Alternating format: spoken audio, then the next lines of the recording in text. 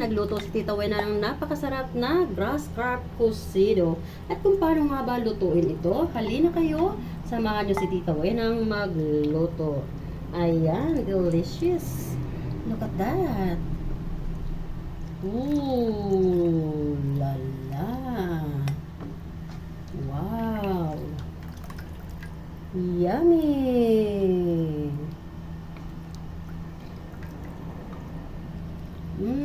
Let's go. Let's cook.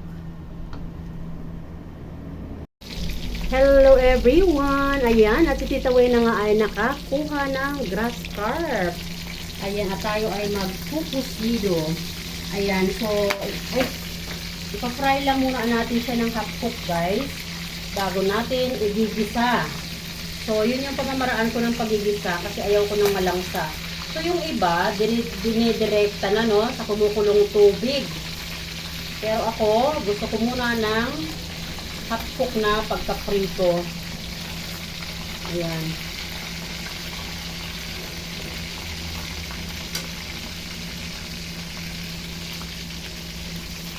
So, ayan, babalik na rin natin.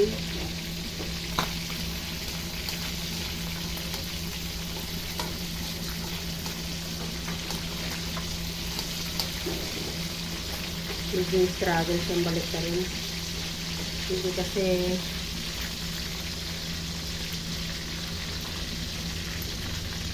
non-stick yung aking frying pan.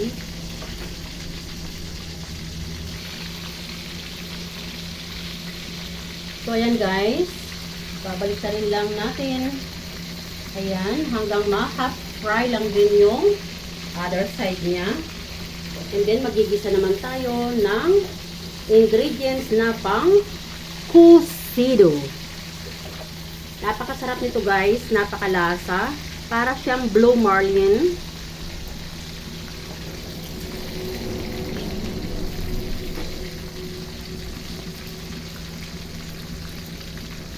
Ayan, so kukunin na natin yan. So, kunin na natin sila at tayo muna ay gagawa ng ingredients na panggisa. Ayan. At pag kayo ba ay nagpupusido, so cuisine is famous in Bicol region, no? Cocido is a Spanish dish na na-adapt ng mga Pilipino. So, ako kasi guys ay Luna. Luna ang last name ko. So, we are under Spanish people. So, my great-grandparents is Espanyol. So, itong mga luto na ito ay na-adapt pa namin sa kanila. So, ayan. So, ayan guys, naka-fry na natin, no? So, wala nang langsa yan. And then, ngayon naman ay gagawa ako ng mga ingredients na para gamitin natin sa paggigisa. So, ayan guys, tayo ay magsisimula ng maggisa ng ating cocido. At ang ating isda ay atin ang na-fry. Ayan. At syempre, sa ating paggagawa ng cocido, meron tayo ditong yung ginger. Ayan. Na-slice na po yan ng ganyan. At huwag kalimutan na syempre bawang. Ayan. At sibuyas. Ayan. At syempre, gagamit tayo ng Knorr cubes na fish. Yes. At sa ating pagluluto nga ng cocido, hindi mawawala ang generous na kamatis, sili na green, pichay, at ang ating pichay nga ay freshly harvested. Ayan. At syempre, onion leeks. At dahil nga, mainit na ang ating oil at tayo ay magigisa sa ating pinagprituhan ng isda. Ayan. So, dito tayo magigisa. Una na nating ilagay ang ating ginger.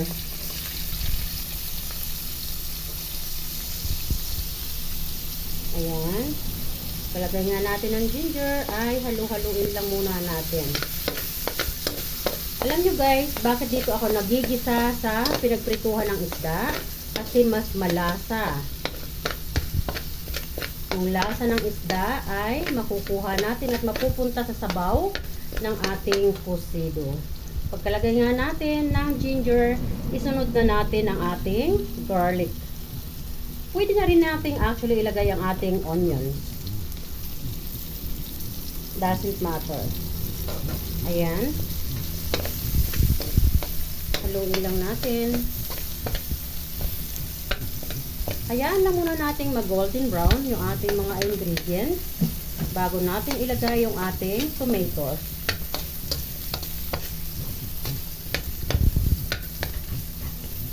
Bango. Wow.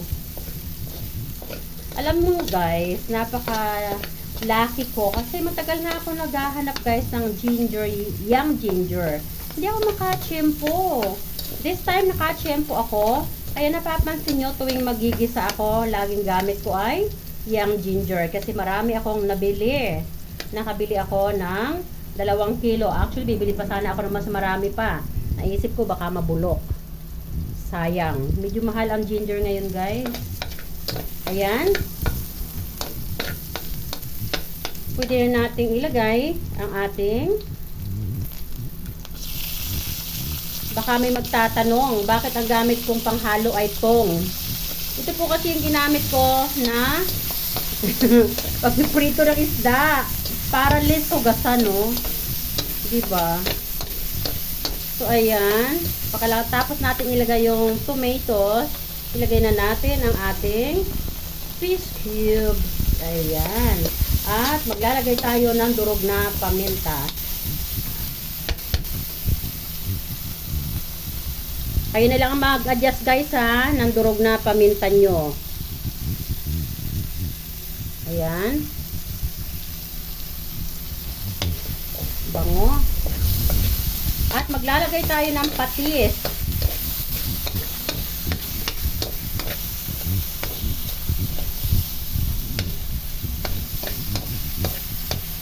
Ayan. So, walang measurement guys yung paglalagay natin ng patis. Kayo na lang ang magtansya.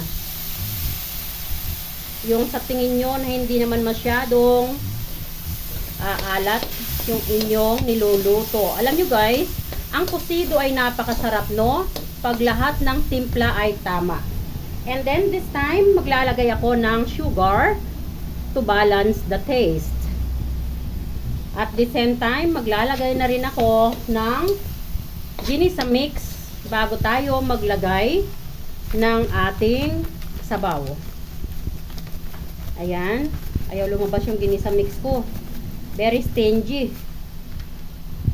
Ayan. So, kukuha lang ako ng water. Hayaan lang muna nating masute yung ating mga ingredients dyan. Ang bango guys, promise. So, ayan guys. Maglalagay na tayo ng sabaw. At ang ating sabaw nga ay 350 ml. Ayan, ilagay na ulit natin sa maximum heat para mas mabilis siyang kumulo. At nang tayo ay makakain na. Nakumulo na yan, ilalagay na natin ang ating fried fish. At para nga mas mabilis siyang kumulo, para hindi tayo mahagad sa gaas, takpan natin para makonserve natin yung heat. O ayan guys, at dahil kulong-kulo na ang ating tubig, ay pwede na nating ilagay ang ating fried grass carp fish. Ayan.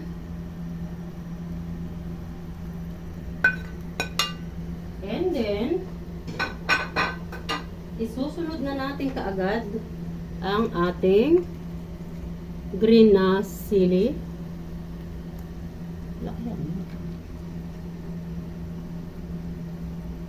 At ilagay na rin natin ang ating freshly harvested na pichay.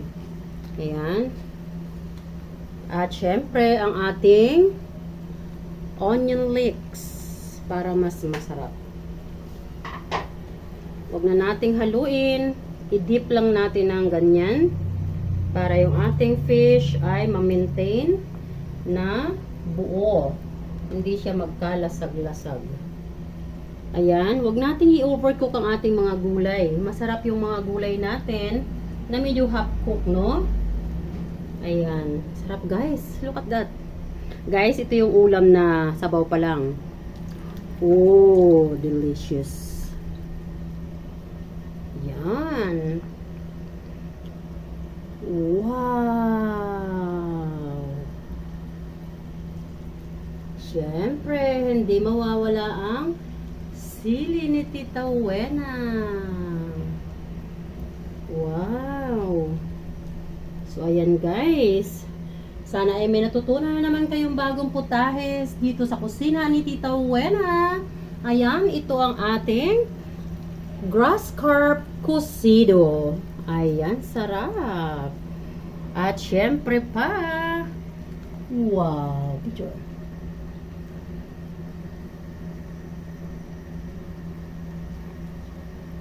Sarap. Picture ko lang, thumbnail.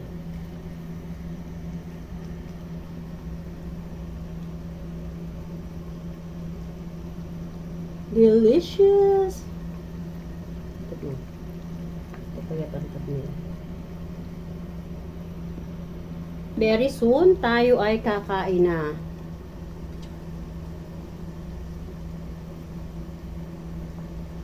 Ayan guys, luto na yan at papatay na nga ni Tito Wena ang apoy. Ayan. At syempre, tapos na ang tikiman. Ngayon ay kainan na blues. Ang sarap. Ayan. So delicious naman ang ating ulam. Look at that. Ito yung ulam guys na sabaw pa lang. Talaga namang mapapa. Kanin pa more ka sa sarap. Delicious. Ayan guys, salamat na muli guys sa inyong panonood. And Tita Wena always saying, don't forget to keep loving one another. I love you all. God bless.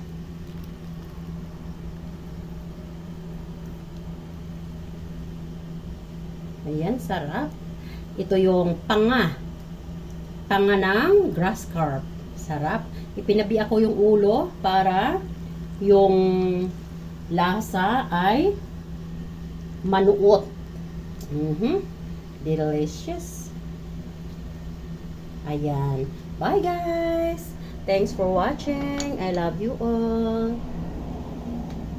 Ayan. Don't forget to keep comment and sharing this video. At kung bago ka pa nga lang sa aking YouTube channel, don't forget to subscribe and hit the notification bell para like kang updated sa mga simpleng lutuin pero masarap. Ayan.